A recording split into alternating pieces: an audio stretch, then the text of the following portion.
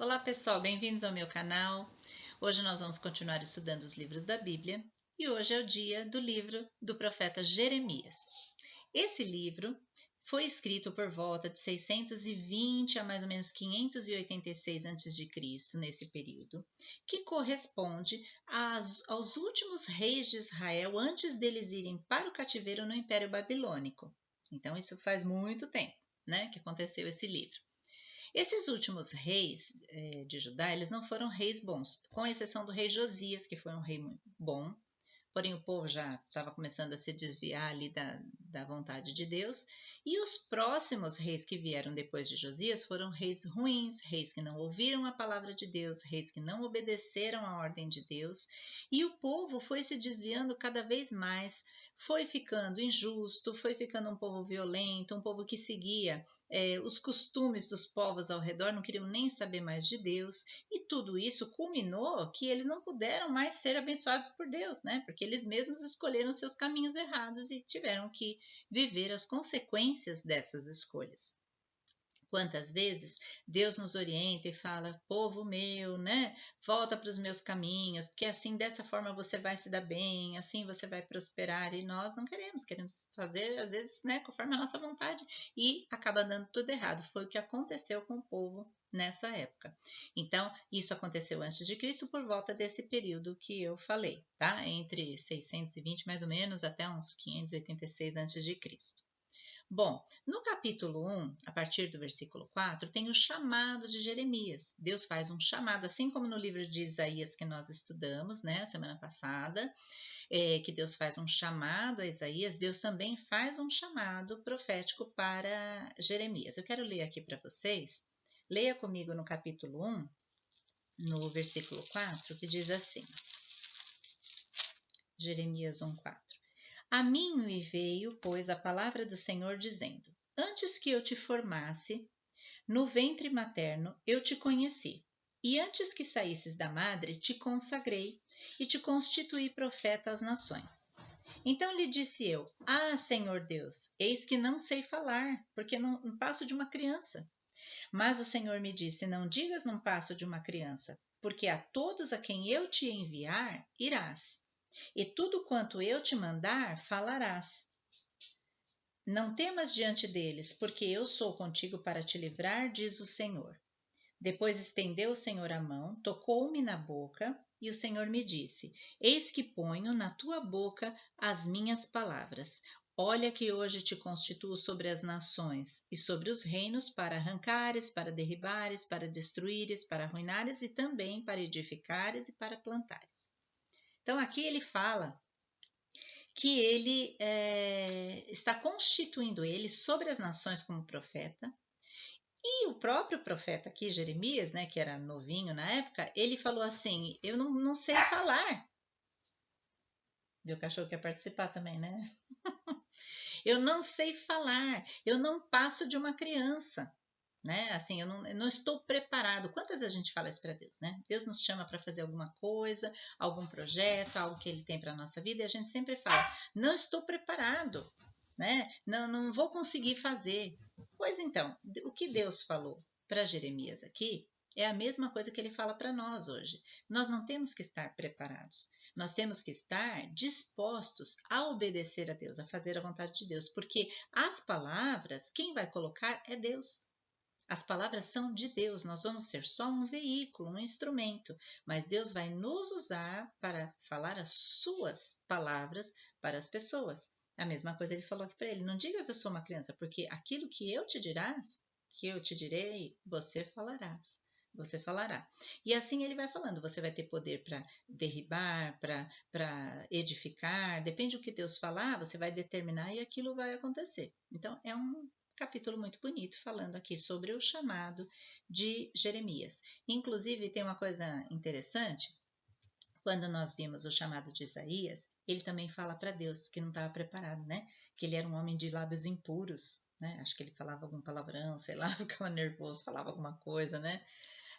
Mas uma característica interessante aconteceu. Deus tocou na boca de Isaías, né? Lembra com uma brasinha, lá o anjo veio e tocou, e aqui também Deus toca na boca de Jeremias, ou seja, quando Deus nos toca, quando Deus nos envia, Ele também vai nos preparar, Ele também vai nos ajudar para que nós possamos fazer aquilo que é a vontade dEle. Bom, continuando.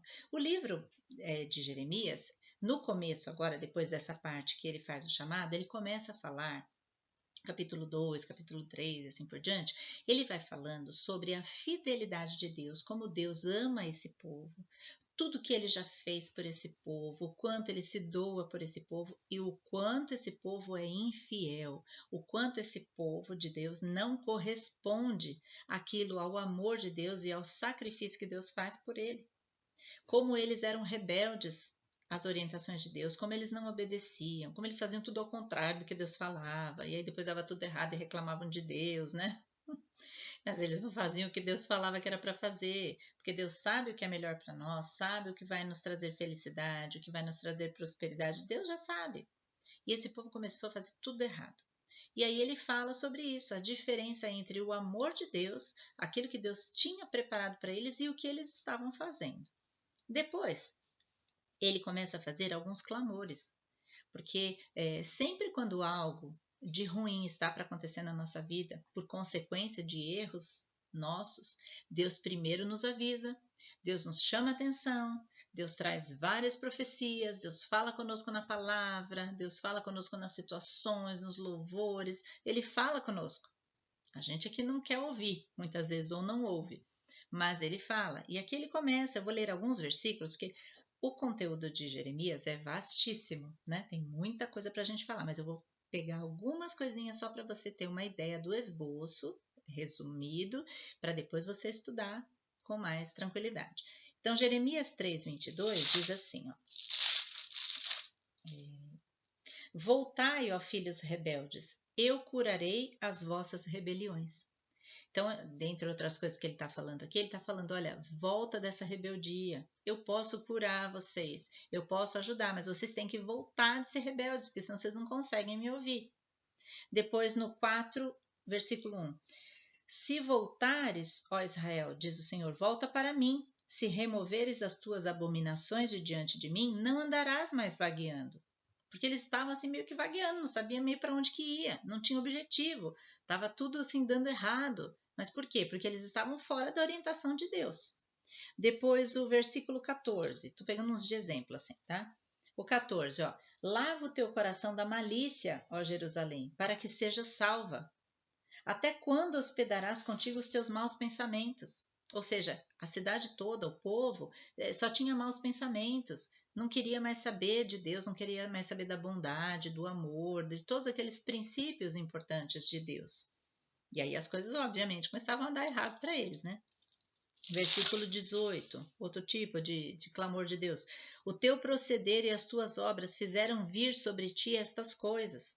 A tua calamidade, que é amarga, atinge o teu próprio coração. Deus falando, olha, isso está acontecendo porque você mesmo está procurando. Você está fazendo errado, por isso que as coisas acontecem dessa forma com você. E assim por diante. Qualquer semelhança é mera coincidência, né, na nossa vida, porque muitas vezes Deus avisa e a gente continua ali de cabeça dura. Aí depois que ele avisa e o povo não quer saber, ele começa a falar, olha, vai ter uma consequência, né? Porque isso que você está fazendo vai acabar trazendo consequências devido às atitudes que vocês tomam. Então, vou ler alguns aqui, ó. Jeremias 5:15 diz assim, ó. Eis que trago sobre ti uma nação de longe, ó casa de Israel.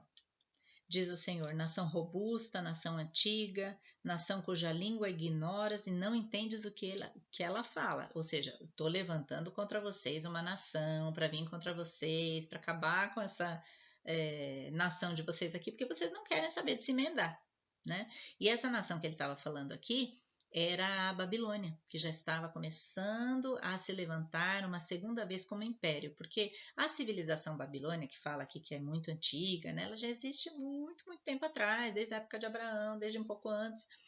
Então, ela é uma das primeiras civilizações que aconteceram.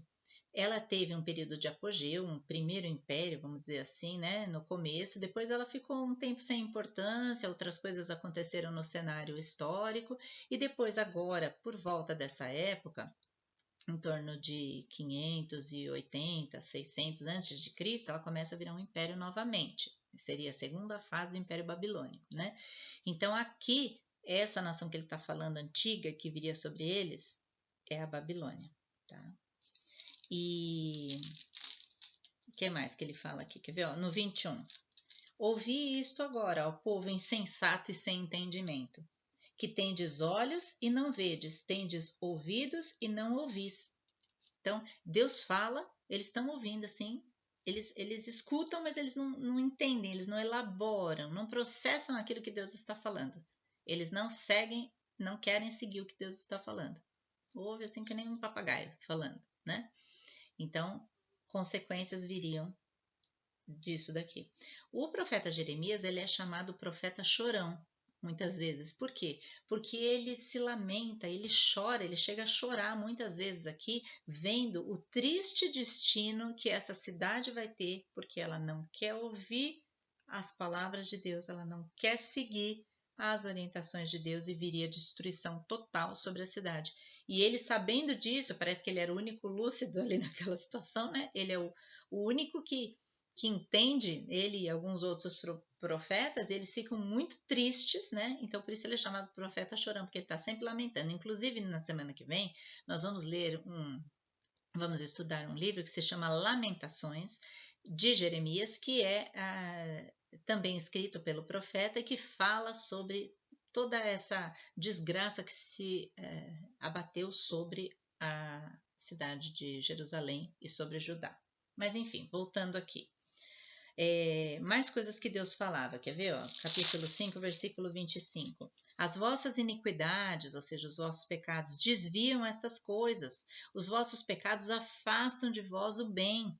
Todas as coisas boas que eles queriam, aquilo que eles desejavam, era afastado por quê? Por causa dos próprios pecados, das iniquidades, afastavam aquilo que era bom da vida deles. Depois, Jeremias 6:10 diz assim, ó: a quem falarei e testemunharei para que ouçam?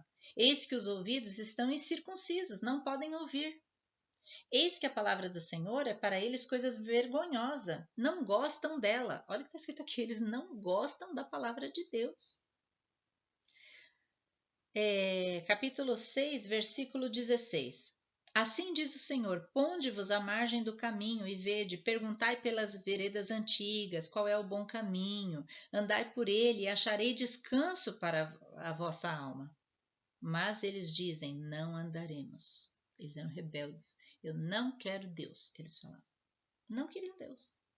Bom, vocês sabem que só existem dois, né? Deus e o outro. Se eles não querem Deus, eles querem quem, né? O que o inimigo tem proporcionado. O versículo 22 diz assim, ó: assim diz o Senhor, eis que um povo vem da terra do norte, e uma grande nação se levanta dos confins da terra. É a Babilônia que ele está falando aqui, né? A Babilônia, no caso, ficava bem aqui ao norte de Israel, né? Na região que hoje mais ou menos é o Iraque, só para você entender ali no Oriente Médio onde é que fica, tá bom? Depois o 23, né? Bom, tá falando características, né, dele. Trazem arco e dardos, são cruéis, não usam de misericórdia, sua voz ruge como o mar, vêm em cavalos montados, como guerreiros em ordem de batalha contra ti, ó filha de Sião. Então Deus já estava falando, vocês não querem saber? Ok, então essa cidade vai acabar vindo aqui e vai destruir vocês como povo. No Jeremias 21, vamos lá. Vou pegar uns aqui para vocês terem uma ideia quantas vezes, assim, isso aqui são só algumas vezes, né? Quantas vezes Deus falou com eles. No 7 diz assim. É isso aqui mesmo? Não, tá aqui. Depois disso, diz o Senhor: entregareis Zedequias, rei de Judá, que é aquele último rei que eu falei para vocês, e seus servos e o povo, e quantos dessa cidade restarem da pestilência, da espada e da fome da mão de Nabucodonosor, rei da Babilônia, que ele já deu o nome aos bois, né? Nabucodonosor, que era o rei da Babilônia. Na de seus inimigos e na dos que procuram tirar-lhe a vida, feri-los ao fio da espada, não os poupará, nem se compadecerá, nem terá misericórdia. Eles não quiseram saber de nada, né? Depois o 25:11. Outra coisa que ele fala. Toda esta terra virá a ser um deserto e um espanto. E a terra na época não era. Estas nações servirão ao rei da Babilônia 70 anos. Olha o que ele profetizou aqui, né? O que Deus falou através de Jeremias, que eles iam ficar 70 anos no exílio, no cativeiro com Nabucodonosor. Quando ele deu essa palavra, isso não tinha acontecido ainda, mas ele já estava falando que isso iria acontecer por 70 anos. Acontecerá, porém, que quando se cumprirem os 70 anos, castigarei a iniquidade do rei da Babilônia. Aí vai castigar o rei da Babilônia também. E a desta nação, diz o Senhor, como também a da terra dos caldeus, farei deles ruínas perpétuas. Ou seja, Deus não estava feliz que isso ia acontecer com o povo dele, que ia vir um outro povo, que ia destruir eles, que a terra ia ser feita uma desolação e que eles iam ser levados cativos. Deus não estava feliz com isso, mas era o único jeito para que o povo pudesse refletir, voltar a si mesmo, sabe, cair em si. Então, era o único jeito, eram eles sofrerem as consequências dos seus próprios erros. E aí, Deus, como um pai amoroso que deseja ensinar os seus filhos, permitiu que tudo isso acontecesse com Jerusalém, com Judá. E ele fala aqui também o castigo que iria vir sobre esse povo que vai causar essa desgraça em Jerusalém, porque eles vão maltratar o povo de Deus e tudo, então eles também vão ter o castigo deles. Então ele fala no começo que eles estavam se desviando para eles tomarem cuidado, para eles voltarem, eles não quiseram. Ele falou, olha, eu vou trazer isso, esse, outra pessoa. Eles não quiseram. Ele falou que quem era que ia vir, né, esse povo do norte, a Babilônia, Nabucodonosor, falou que eles iam ficar 70 anos lá no cativeiro e depois falou que, além de tudo, no final, esse povo ainda ia ser castigado. Bom, falou tudo isso nessa parte aí desses versículos que eu li. Aí Jeremias começa a ficar muito preocupado com a situação, né, de Jerusalém, que falou assim, nós vamos acabar como povo. Até hoje, né, nós nos preservamos, né, saímos do Egito, né, nos preservamos como povo no deserto, ali na Terra Prometida, tudo, para agora, de uma hora para outra, acabar como nação, porque eles vão exterminar a gente, né? Então Jeremias começou a ficar muito preocupado e começou a orar pelo povo, pela cidade. Aí Deus fala que não vai ouvir a oração de Jeremias, que é para ele parar de orar, que ele não vai ouvir essa oração, porque ele tem um propósito diferente para esse povo. Eles iam ter que aprender de outra forma, né? Então, por exemplo, 7:16 diz assim, ó, Deus falando para Jeremias, quando ele estava intercedendo pela cidade. Tu, pois, não intercedas por este povo, nem levantes por ele clamor ou oração, nem me importunes, porque eu não te ouvirei. Olha o que Deus falava para Jeremias. Não adianta você pedir para esse povo, eles vão ter que passar por isso aí, para eles aprender. E no capítulo 14, se você for ver mais para frente, ele ainda chega de novo a interceder e ele 3 vezes ele intercede, né? No capítulo 14, a partir do versículo 7 ali, depois você lê com calma, 3 vezes ele faz essa intercessão e 3 vezes Deus fala para ele que não é para ele ficar importunando ele, porque ele não vai responder essa oração específica de Jeremias. Aí no versículo 15, olha que interessante.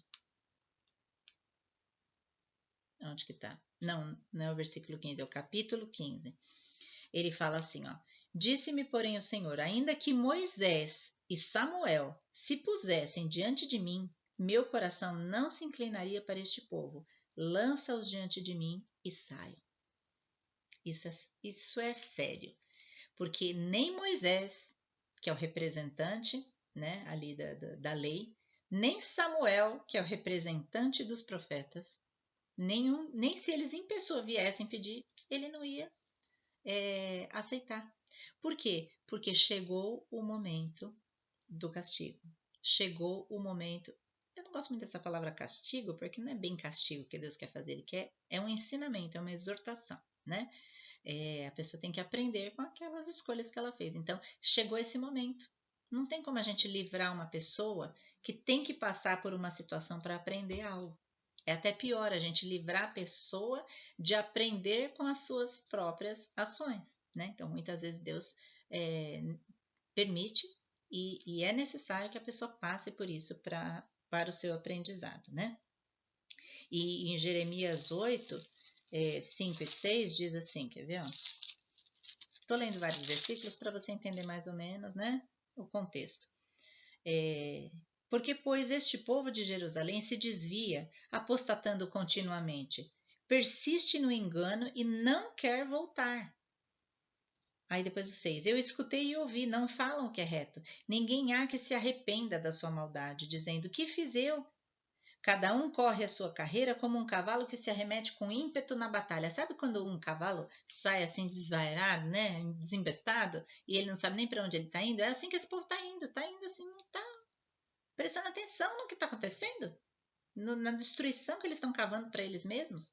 E aqui fala que eles não se arrependem. Então, a única forma de Deus não ouvir uma oração, às vezes você pensa assim, nossa, como Deus foi duro, né? Por que ele não ouviu a oração, a intercessão de Jeremias? A única forma de Deus não ouvir, não responder, não é que ele não ouve, né? Ouvir ele ouve, mas assim, ele não responder aquela oração é porque a pessoa não se arrepende. Então ele já sabe. Se a pessoa se arrepender, ele vai perdoar. Deus é misericordioso, ele é grandíssimo em perdoar, como diz a palavra.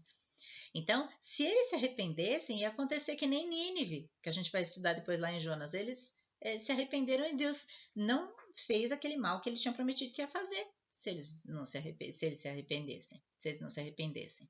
Então, a mesma coisa que eles teriam que se arrepender, mas eles não queriam se arrepender. Por isso que Deus falou para Jeremias, não adianta você ficar orando para esse povo, porque eles não vão se arrepender e eles vão ter que passar por essa situação para que eles aprendam. Então, é mais ou menos isso que acontece nessa parte aí do livro, né? No Jeremias 8:18 diz assim, ó, lembra que eu falei que ele se chama, muitas pessoas chamam ele de o profeta chorão? Então, olha só como ele faz aqui, no versículo 18. Ó, se eu pudesse consolar-me na minha tristeza, o meu coração desfalece dentro de mim, é Jeremias falando aqui, né? Depois o 21.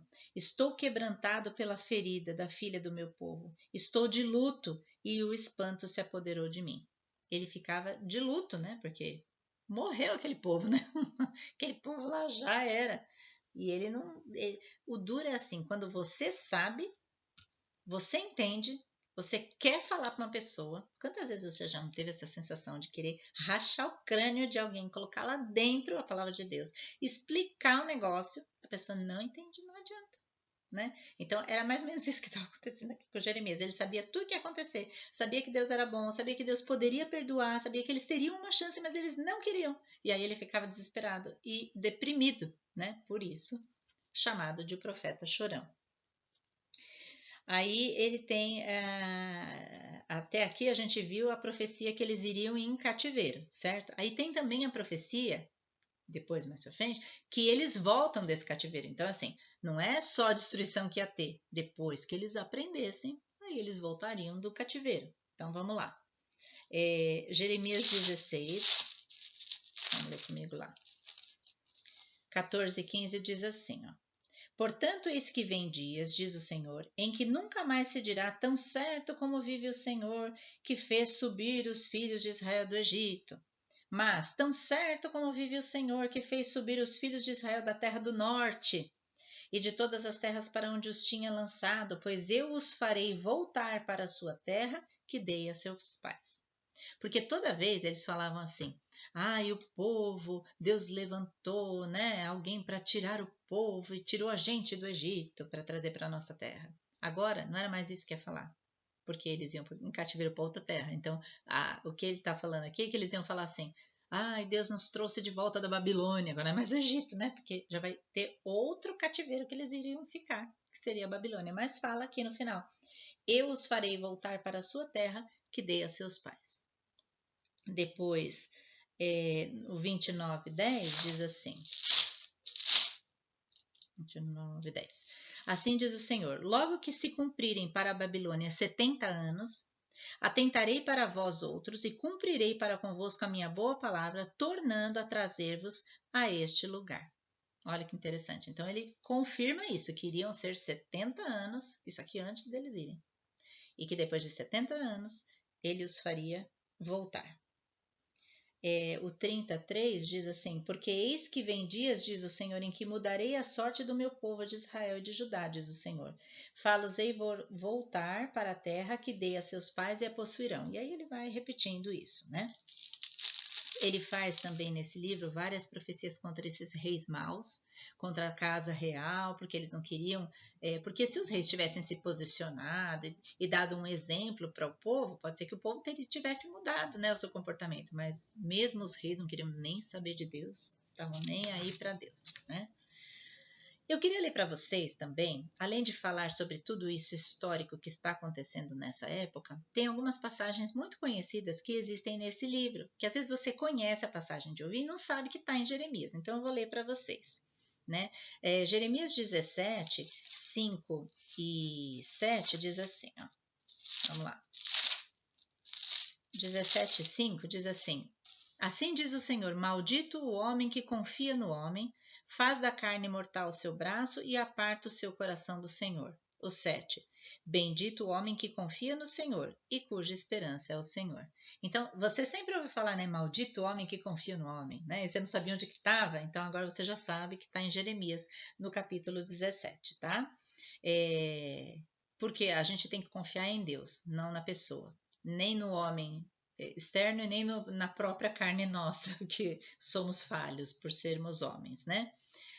No 17 também, no 9 e o 10, tem outro que é bem conhecido, que é assim, ó, enganoso é o coração mais do que todas as coisas, e desesperadamente corrupto, quem o conhecerá? Eu, o Senhor, esquadrinho o coração, provo os pensamentos, isto para dar a cada um segundo o seu proceder, segundo o fruto das suas ações. Então veja que a gente sempre fala sobre isso, né? Enganoso é o coração mais do que todas as coisas. Porque a gente não deve confiar só nos nossos sentimentos. Nós temos que confiar na orientação espiritual de Deus, que aí vai tratar os nossos sentimentos, mas não só nos sentimentos, nos impulsos, nas emoções, né? Enganoso é o coração. Tomar cuidado com as coisas que a gente fica emotivo, né? Não tomar decisões apenas pela emoção, e sim pela direção de Deus.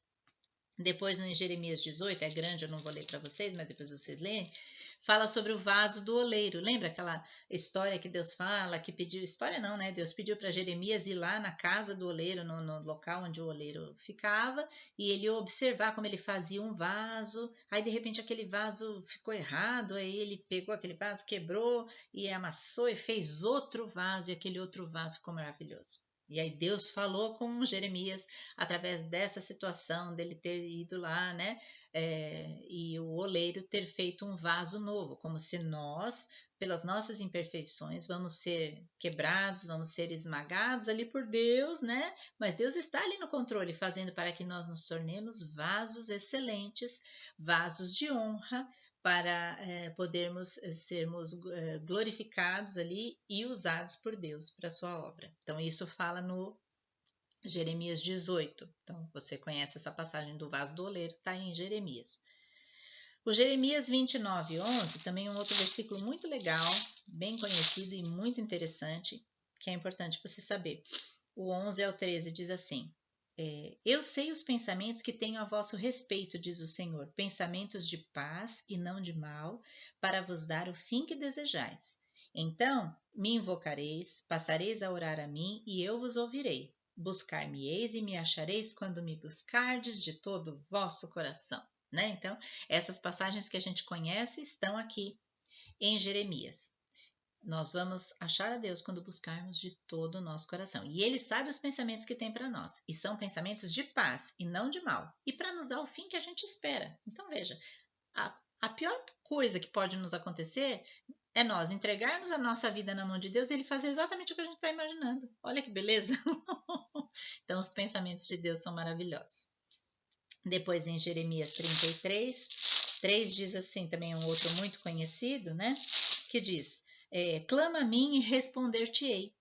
Anunciar-te-ei coisas grandes e firmes que não sabes. Então, quando você quiser saber algo, quando você precisar de respostas, clama a Deus. Clama mesmo, com muita fé, com muito fervor, e Ele te responderá. Então, são exemplos de passagens muito conhecidas que tem aqui no livro de Jeremias. Ele também fala sobre o Messias. Lembra que eu que eu falei que o Isaías, na semana passada, foi considerado profeta messiânico, né? Porque ele falava muito sobre Jesus, sobre, na verdade, o Messias que haveria de vir, que a gente sabe que é Jesus, né? Então tem muitos versículos lá em Isaías. E aqui em Jeremias tem alguns também.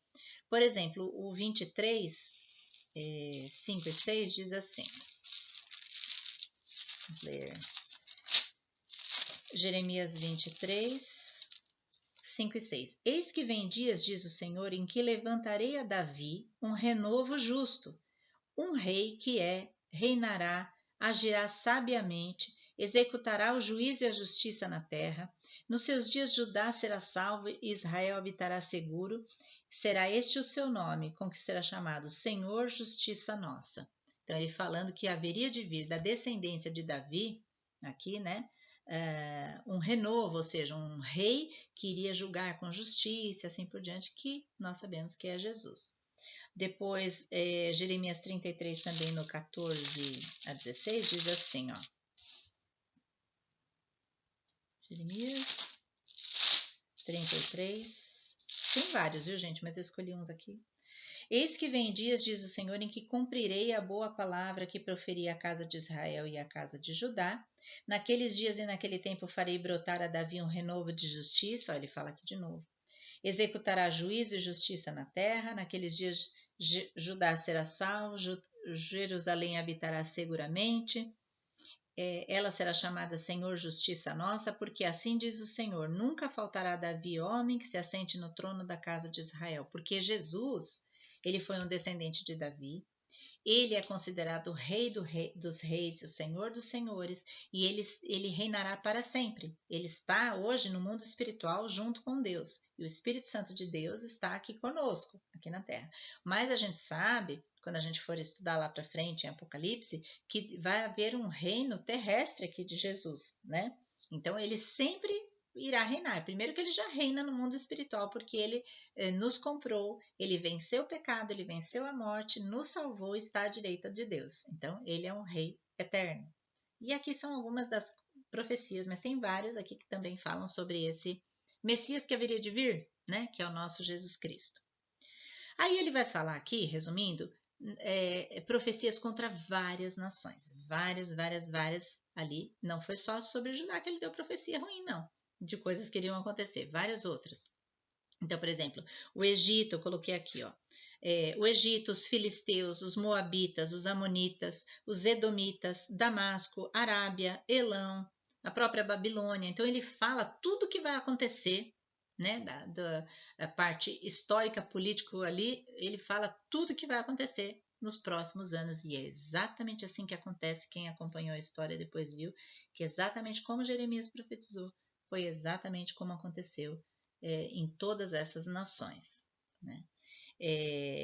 Jeremias, ele sofreu muito, porque você imagina, um profeta chegar para o rei e falar assim, olha, rei, é o seguinte, essa nação vai ser destruída, você vai ser levado cativo, vai vir o rei lá da Babilônia, Nabucodonosor, vai vir aqui, vai vencer você, né?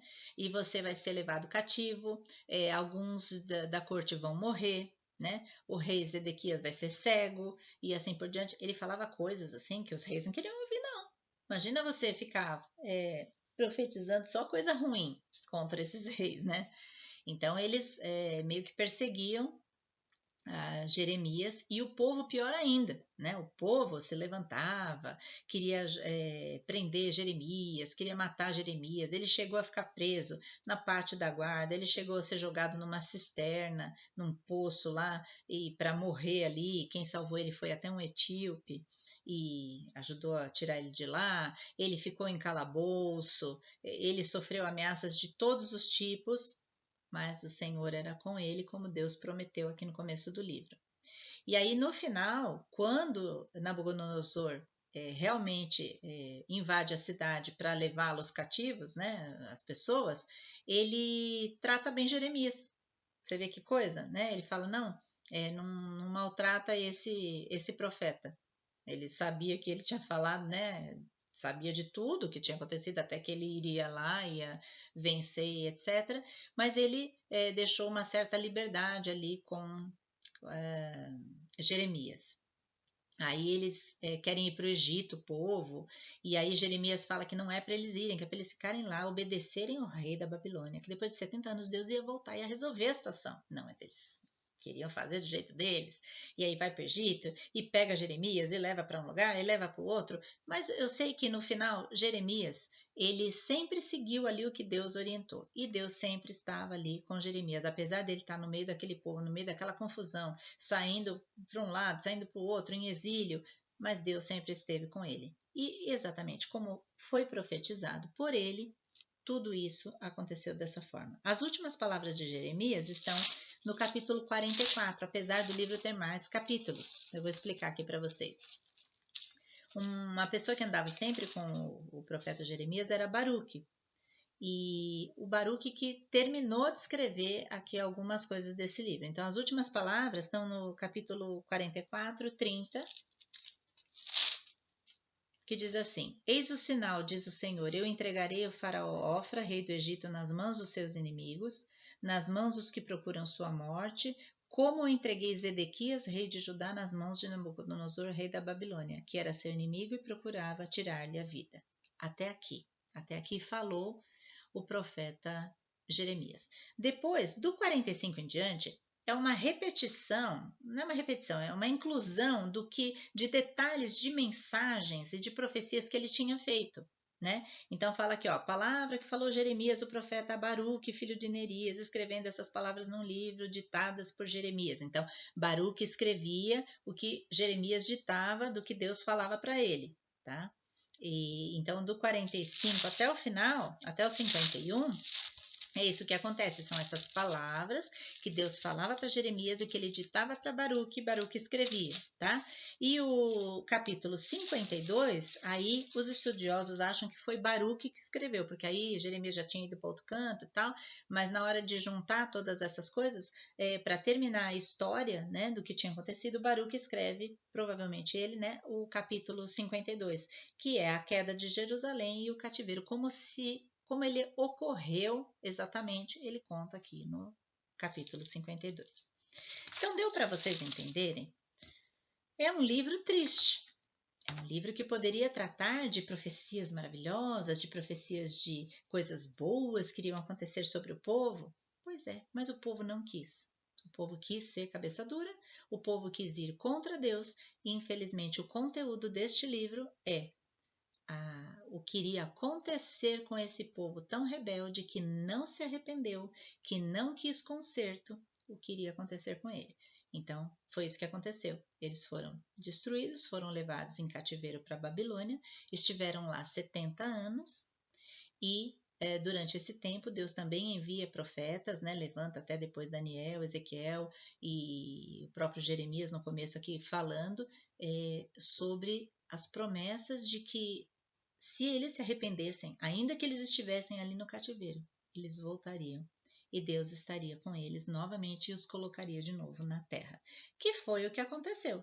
Depois, a gente sabe que mais para frente, quando a Babilônia perde para a Média Persa, né, o Império Medo-Persa, eles permitem, né, o Império Medo-Persa, que os judeus voltem para a sua terra através de uma ordem, um decreto dado por Ciro, que era um imperador Medo-Persa. Então isso a gente sabe na história que depois aconteceu e realmente foi 70 anos depois.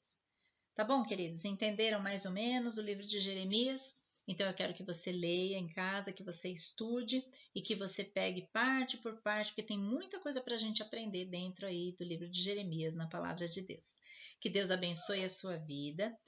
Espero que você tenha entendido. Que Deus abençoe a sua família, que você tenha uma semana de vitórias. E na semana que vem nós estaremos falando sobre o livro de Lamentações, que é mais ou menos um adendo, tá, em relação a essa situação toda que foi falada aqui no livro de Jeremias.